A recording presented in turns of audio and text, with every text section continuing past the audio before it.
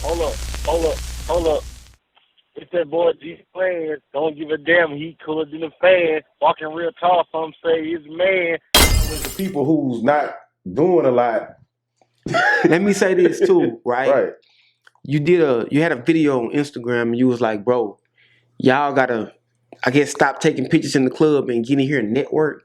I'm paraphrasing what you said. So this what I'm saying. Like, and I ain't gonna call no artist name, right? Mm-hmm. So, because I ain't name dropping them Hold on, all. y'all get around these celebrities. Yeah, I know which one you talking Go about. talk to. So I'm gonna say Boosie Bash, for example, right? If you a person in the city that can get around, because a lot of people know Boosie personally, right?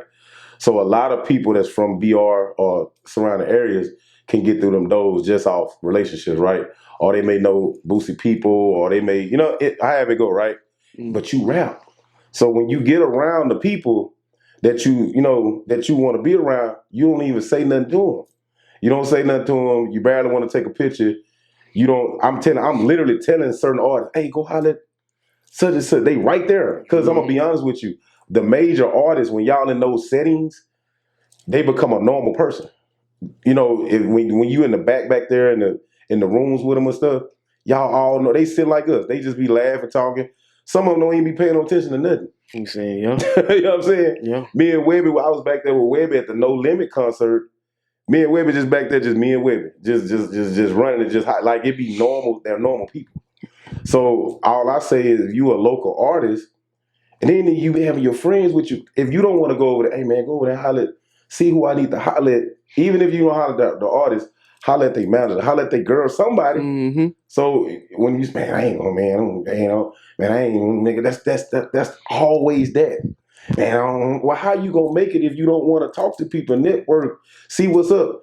They may like something. You never know because you ain't. You know what I'm saying? And I've witnessed this, bro. Mm-hmm. And I witnessed, and it ain't nothing wrong with taking pictures with them, but that's the most they do. I've seen it. And you do have some artists that act crazy. The ones that really act stuck up are the ones that they don't let nobody in the rooms. So if you in the rooms with them, they cool.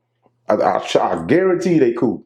Especially in what I know about major artists, they love Louisiana people, bro.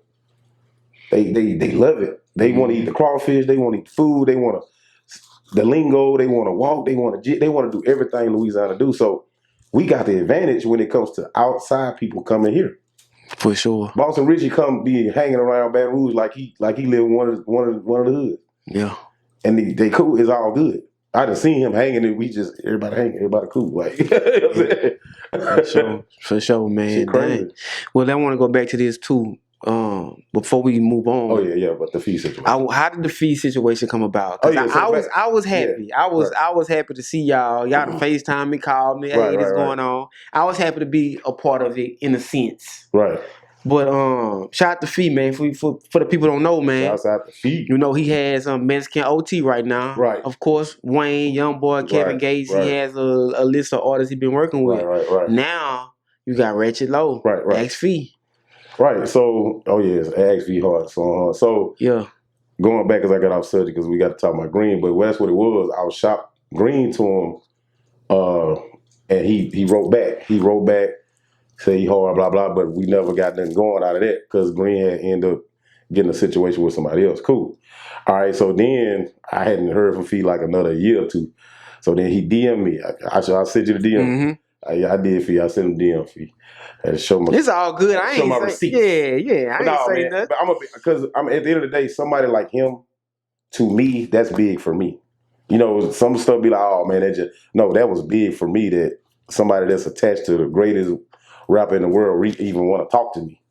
You gotta embrace stuff like that. So like at the end of the day, dude was like, what's up, man? I forgot what he said. He said, what's up, bro? He said, how's it going? Blue I said, how's it going? He said, man, who next? That's what he said. Who's next? So then I'm like, damn, who next? And I'm like seeing who I'm working with. Shouts out to Lil Bailey. Shouts out to Nina Loretta. And I'm working with Ratchet Low. You see what I'm saying? So I got to sending him all they stuff. What you think about this person? What you think about this? And the one that stood out at the time was Ratchet Low. So he asked me, he said, man, how's Ratchet Low as a person? I got to running some stuff down to him. And then I hit Ratchet up. He was like, man, let's get on the Zoom call. Let's talk. And Ratchet like, nah, I say that we can go meet. And, and that's another thing, bro. Like, Ratchet Low didn't get no drawback. He wasn't like, oh, man, I got to do this and do that. Artists do that all the time. Man, I got to do this, man. I got to do this, do this. And they missed their opportunities. So, man, Ratchet Low and his people got in the truck and went to Houston and met face to face. I didn't even go to the meet because I had something with Trap Dickie. Mm-hmm. So I didn't even go to the meet. But at the end of the day, then we end up, boom, back down in New Orleans again. Matter of fact, that was the same. That was the second meet. The second meet, I don't even think none of us took no baths or nothing. We was like you looking at the behind the scenes grind for sure. All the big stuff, the jury, the money, the cars, like them niggas was sleep in the car the whole weekend. Same clothes. You know what I'm saying? So like that's how the fee situation came about. And he actually got an artist named Buku. He got that girl raw, bro. Like on some international, like Rihanna type. She raw, like in between hip hop and R&B. You know me, I love what the women doing right now. Yeah. But she on something else. She ain't on no sexy rig Glorilla type, but she on some. Whenever she pops, she gonna pop. Yeah, that's all I gotta say. Yeah, she gonna pop, bro. Man. But that's how the fee situation. And like I say, that's me working for the artist. That's the stuff I can do. So now I have a relationship with Fee. So it only gets better and better. Now I've been on the phone with label heads. Like seriously, I've been on the phone with other people like I guess like me from other Memphis. Like I literally be on my phone all day talking about music with other people that have been sent other people to me. I'm not talking about other people that's trying to get on. These people already on. These people used to work for Def Jam, used to work for Sony, used to work for Universal, and they talking to me like, man, what's going on in Louisiana, man? And, man, who hot, who this, who that? But they be it's a certain something they looking for. Even Fee say, man, let's do some showcases. We got some showcases coming up that I got to put together. We're going to do one in Lafayette. We're going to do one in Baton Rouge. We're going to come to Shreveport. And Fee still looking for something else too. Because I even told him, I said, well, how much, let's make it make sense so I can make sure you get paid. I didn't even say me get paid. Make sure you make your money because I know we got to pay you. First thing that dude said, man, ain't about the money. I need some artists. That tripped me out. Yeah. So he said, it ain't man, down the money. He said, I ain't tripping on that. So he's still looking for something else too. So it's like them guys from what I'm seeing, you can't just take them anybody and say this him. He has way more experience than this than me. So he gonna know what he looking for is what I'm saying. You know what I'm saying? It's more than the music at this point. Yeah. The music has to be good, right? But it's like it's a how I want to put it. It's a moral compass check too. Right. Let me see how you carry yourself. What you got going on? Right. Cause now, man, you mess around and you may sign a guy or a woman and they talented, but next thing you know, they always in some going back and forth. They causing you money. Right. It's not, and some of it is not worth it. Your music good, but it's not worth it. I tell people all the time. That's probably why. That's probably why he asked me how's Ratchet Low as a person. Yes, that was his first question for sure. So I had to kind of run it because I know the history of Ratchet Low. I know all the rappers in Shreveport. I know everything they've been through, everything. So I was able to run a little, history about them. You know what I'm saying? And like you say, it's something else. When people be like, "Oh, they sleeping on me," it's more than just you rapping, I guess, or your music. Because you know what show tripped me out? Remember that T.I. show? Which one? The rappers when he had the rap. What's the name? Oh yeah. And it showed rappers to be humble, bro. Like when he made them do the contest about and rap like this or sound like this, he was looking for more than just if you a jig rapper or if you a dope boy rapper or if you rapping about money. He was looking for an artist, and the dude D Smoke. D Smoke, from Cali. Yeah. The whole artist. He was the whole package. Yeah. But see, D Smoke, and he bilingual too. He can speak all the Spanish. You see what I'm saying? And it pushed him out his comfort zone to make music, man. But that's one thing though, we all in our respectable roles, you know, me blogging, interviewing, you DJing, putting connection, like we all gotta, keep growing. That's the thing about us too. Like we ain't never stop working, bro. That's my saying. I say rappers come and go to me. I'm always be a DJ. That's my saying. Like, I see rappers I done worked with 2 or 3 years ago. I don't know what I don't know what they doing. It was all, we was rolling and then boom. You ask me about certain people.